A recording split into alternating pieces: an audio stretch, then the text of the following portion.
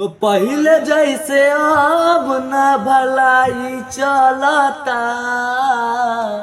हो। पहिले जैसे अब न भलाई चलता। पब्लिक के हक मार के नेता के कमाई चलता। पब्लिक के हक मार के नेता के कमाई चलता। ओ छोटा छोटा चीज पर इनकम टैक्स कटवावे पड़ता। ओ छोटा छोटा चीज पर इनकम टैक्स कटवावे पड़ता। इहे सबसे नेता सबके कमाई चलता। इहे सबसे नेता सबके कमाई चलता। पहिले जैसे अब न भलाई चलता।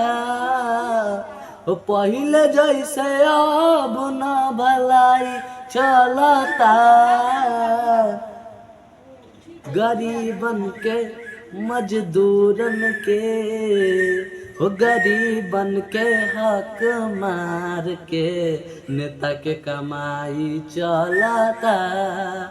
पहिले जैसे अब न भलाई चलता।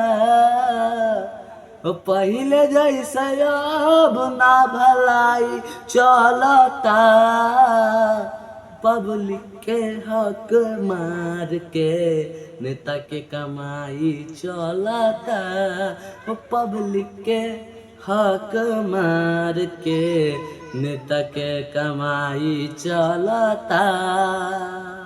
पहिले जैसे अब न भलाई चलता।